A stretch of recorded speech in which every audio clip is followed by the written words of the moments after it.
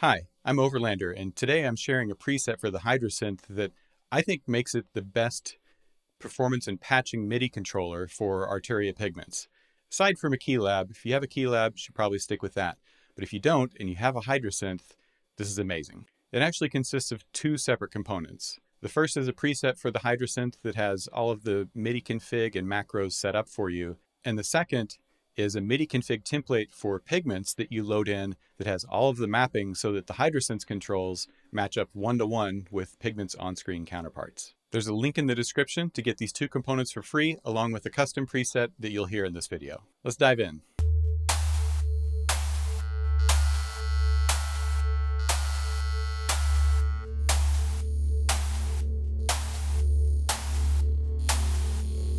The Hydrasynth has over 100 MIDI controls available, but the first thing we need to do is to make sure that our Hydrasynth is set up to send MIDI CC, or control change messages, which Pigments will respond to. So to do that, we go into our system setup and then page down until you get to param-tx, parameter transmit.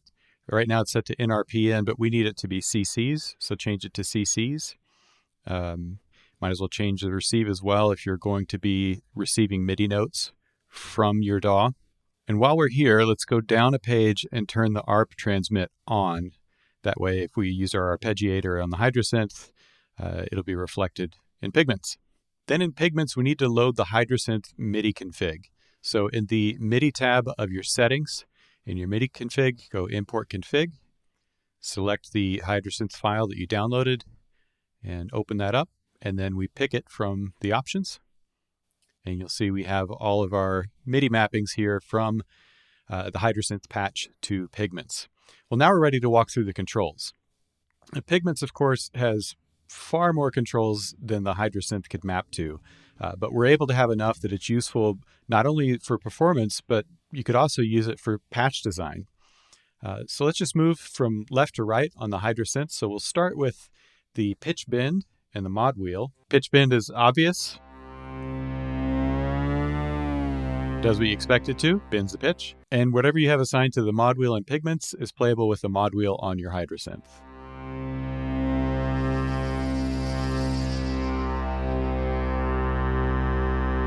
And in this patch, it controls the volume of both of our noise sources in the utility engine.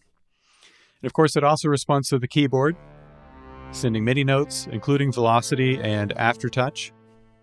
Next up, the filter section. So filter 1 and filter 2 are mapped to their respective filters and Pigments, giving you control of the cutoff as well as the resonance. Let's hear that.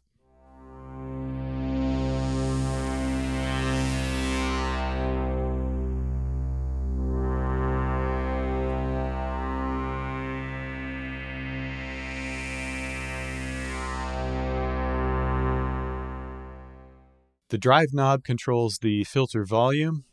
And lastly, if you have an FM source selected on your filter, you can control it in the filter menu with key tracking.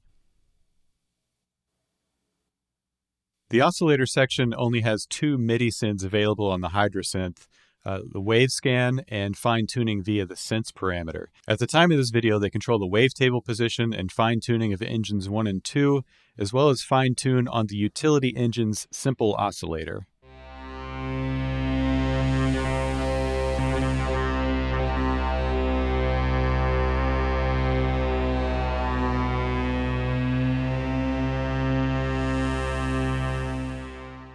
Now over to the mixer. As you'd expect, you have control over the Pigments engine's volume and panning.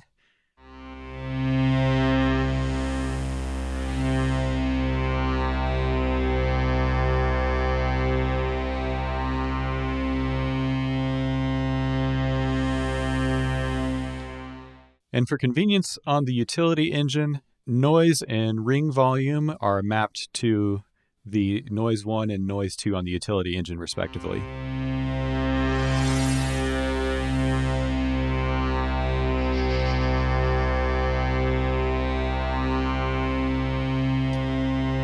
And the noise ring and pan operate the filter mix control because there is no panning setting in Pigments for the noise.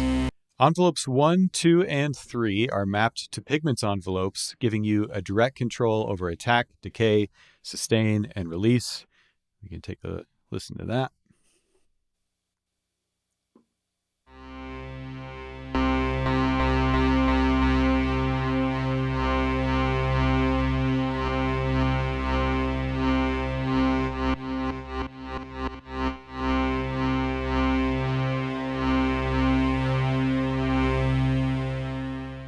Likewise, LFOs 1 through 3 control Pigments LFOs.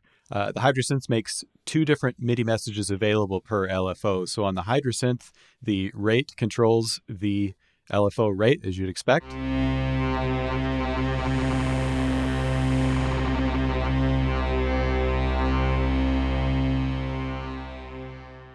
And Pigments doesn't have a gain control directly on its LFOs because you control the amount of influence directly on the control you assigned it to, but didn't want to waste a MIDI control, so the gain or the level on the Hydrasynth LFO controls the Pigments LFO waveform parameter.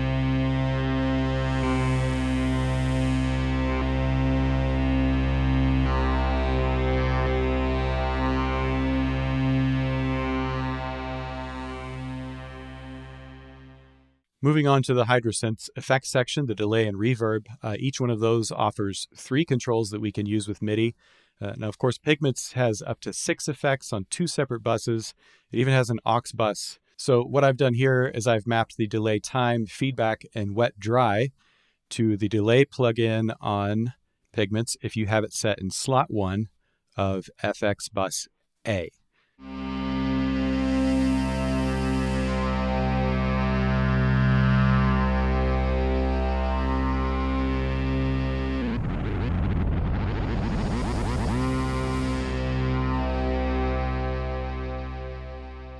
Likewise, the reverb's time, dry, wet, and tone controls control the decay, dampening, and the dry, wet if reverb is placed in the second slot of FX bus A.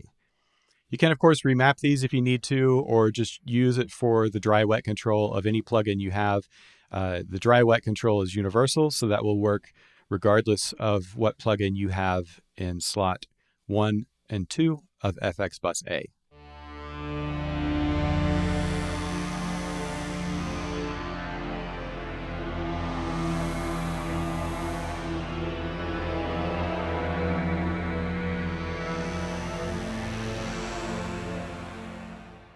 Now, perhaps one of the most useful for performance and a natural mapping are the 4 macros that Pigments has with the Hydrasynth's first 4 macros. So in this batch, macro 1 will control the darkness, macro 2 the delay and reverb, macro 3 the timbre, and macro 4 the growl.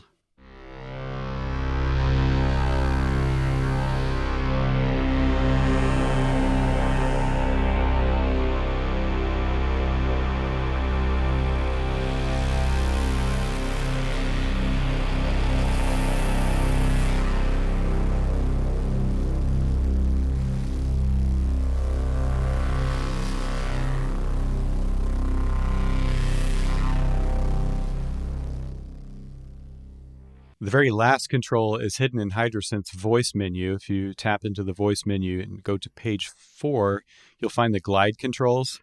And if we're over here in the keyboard section of Pigments, you'll see that when I send the glide time, it directly manipulates the glide time in Pigments. Now, you do have a lot of unmapped controls that were left to let you customize what you might control. With the mutants, for instance, you've got access to the mutator ratio and depth settings that you can map anywhere you want in Pigments. I've also left envelopes 4 and 5, as well as LFO 4 and 5 unmapped, so you can use them for whatever you like. And don't forget, even though Pigments only has 4 macro controls, the Hydrasynth has 4 additional macros that are at your disposal, macros 5 through 8. And the Hydrasynth preset has already mapped those to send the proper MIDI CCs, so you can assign them by going to your MIDI settings tab in Pigments, click the Learn button, and then anything that's in purple, you're free to assign it to. The red ones, of course, are ones that are already assigned. So one suggested use for this would be to assign a free macro to the amount knob of a Pigments combinator.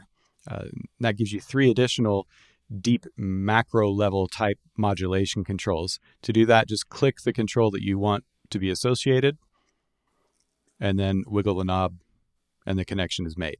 And then you can save that MIDI configuration if you like, or you can save your own copy. Some quick tips if you're having trouble with getting Pigments to respond to the Hydrasynth.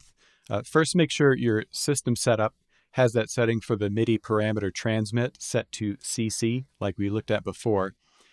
You can also use a free app like MIDI Monitor to make sure that communication between your Hydrasynth and your computer is doing what you expect it to. I've put a link to this app in the description, and one tip, uncheck the clock in the filter menu of MIDI Monitor, or you won't be able to keep up as the clock signal just spams the log in every 0.02 seconds. Lastly, I found that sometimes the Hydrasynth will show up as an available USB MIDI source, but not really be available. I think it only happens when the Hydrasynth is woken up from Vegas mode, but I haven't tested it in detail. In any case, the solution there is simple. Just unplug the USB connector from the Hydrasynth and plug it back in, and then it should be working. Thanks for watching, and I hope that this helps anyone that has a Hydrasynth and uses Pigments. Again, the link to the free resources is in the description below. It's an unlocked public post on my Patreon, so you don't have to be a member in order to download it.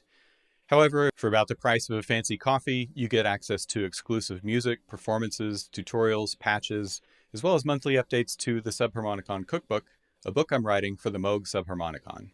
Most importantly, you can have the satisfaction of helping to keep independent art alive, freeing artists like myself from the whims of Spotify or the uncaring, heartless algorithms of platform monetization. I hope you enjoyed the Pigments Hydrasynth presets, and I'll see you in my next video.